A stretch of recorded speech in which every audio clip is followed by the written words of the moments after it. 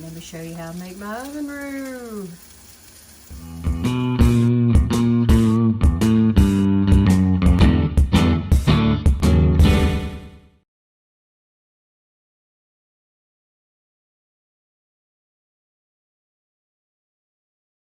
Today, I'm going to show you how I make my oven roux. I have a very old, poor quality, stir forever, classic oven roux.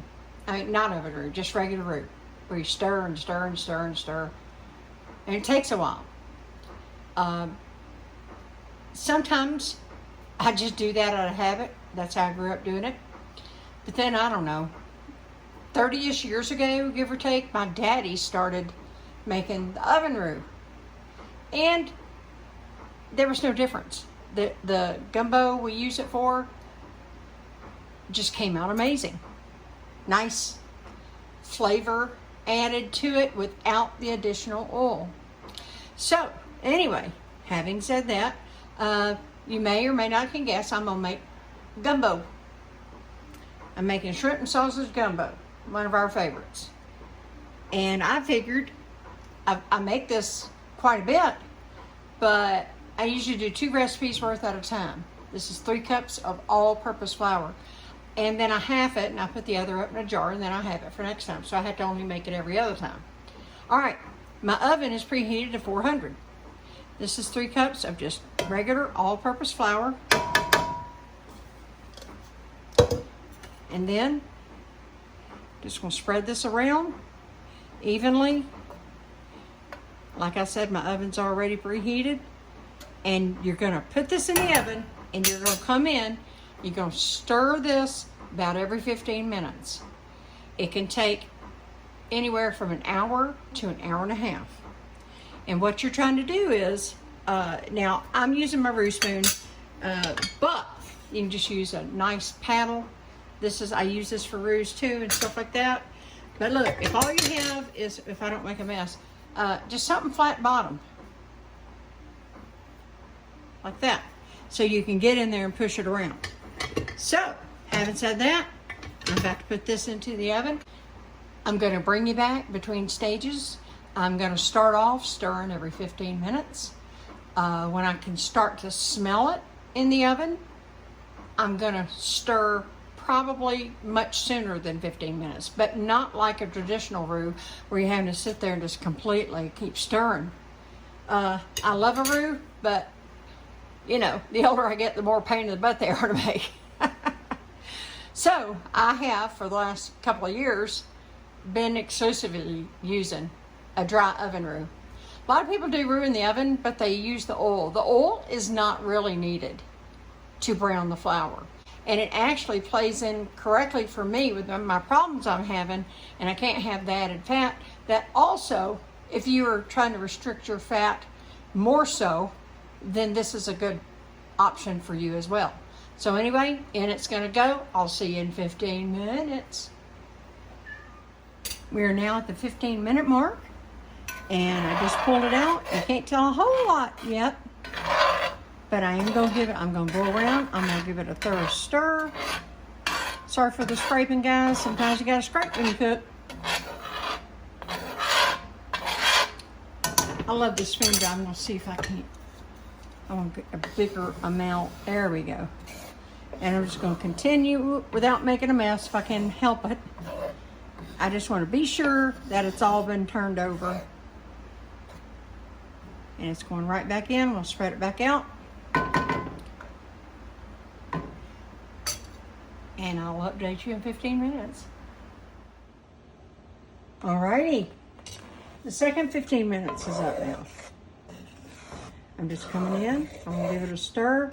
I do not know if the camera is picking that up, but there is ever so slightly a difference in color. It's not beige looking yet, but it's not completely white like regular flour that hadn't been cooked. Not yet anyway. So, I'm not going to ramble. I'm just going to give this a good stir. I'll finish this off camera. I'll put it back in. And we'll come back in another 15 minutes. We're trying to take this down. I've talked y'all about this before in a very old video.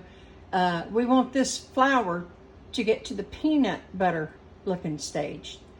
We're not going for milk chocolate. We're going for a peanut butter stage. Okay? So just keep that in mind when you're doing your flour. Okay? See you in 15. You should definitely be able to tell a difference by now. We're not to the peanut butter stage yet, but we are definitely getting there. And I always, off camera, I'm stirring it for y'all, but I go in and I get every bit and turn it over. Which is hard to do working around the tripod. So, y'all know that, and you're very forgiving, and I appreciate that. So, I'm going to keep doing what I'm doing.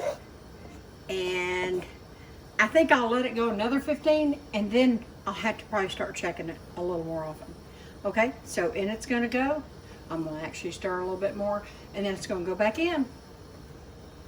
So again, see you in 15 minutes. Okay, as you can see, we are definitely getting there. I'm going to keep stirring it. Now at this point, I'm not going to go a full 15 minutes. I'm probably going to maybe start out with 8 to 10. I'll probably just peek in at it before I pull it out.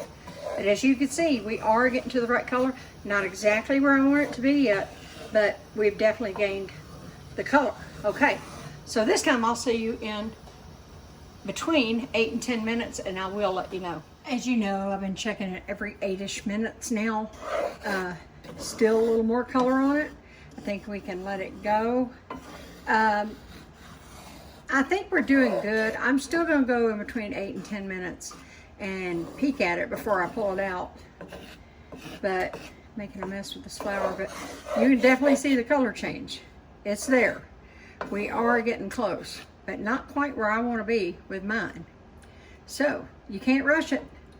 And believe me, this is a million times less work than a traditional stovetop mixing with the oil roux. Ask me how I know.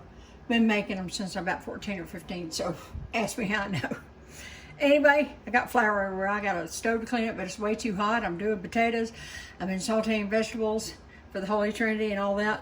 So I can't clean anything up till all cools down. No way that I can do that with the oven at 400. It's really hot, and the burners are hot too.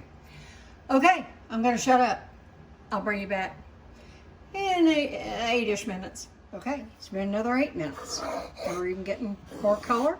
You don't want to keep going for the 15. Why? Because you don't want to burn it. If you burn it, there's no saving it. You got to throw it out and start over. So, better to do it low and slow. Not low and slow, you're on 400, but my point is, don't rush it.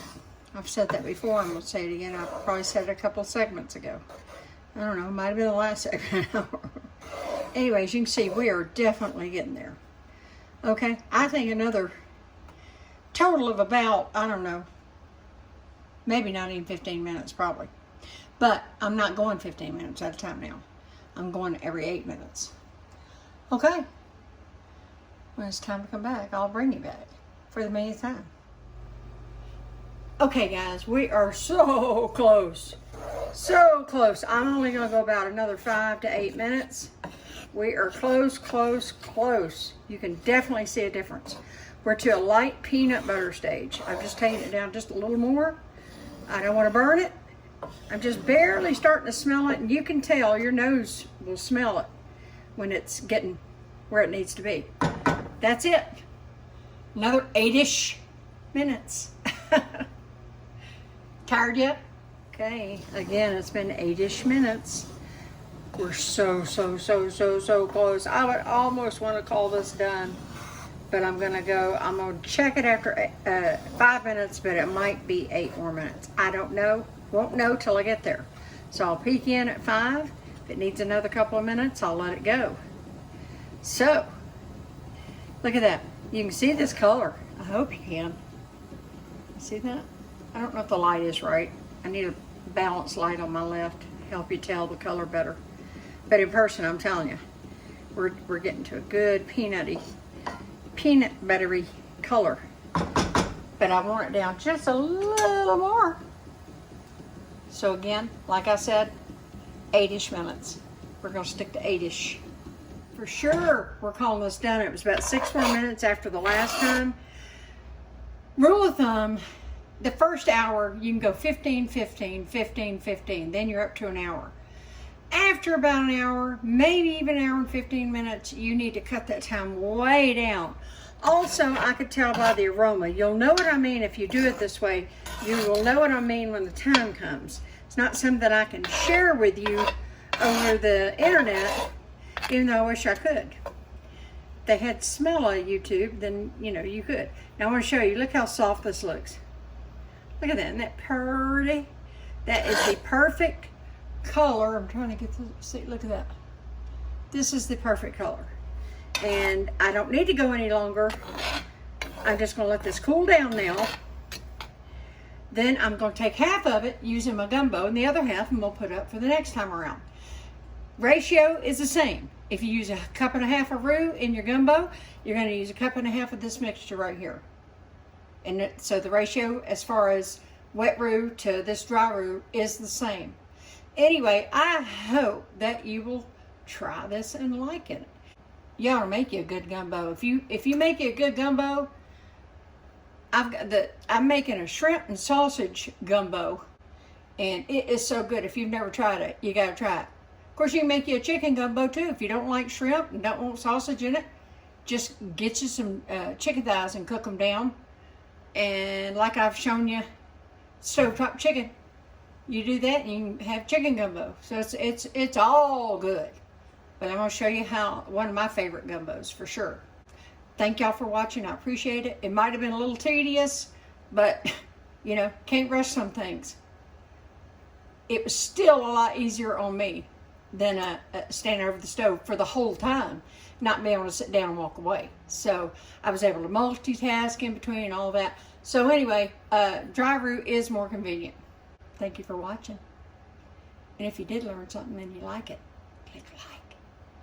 And find where to subscribe down here too. Don't forget those notifications if you want to know when I've uploaded a new video. If you don't click that bell, you won't get notified.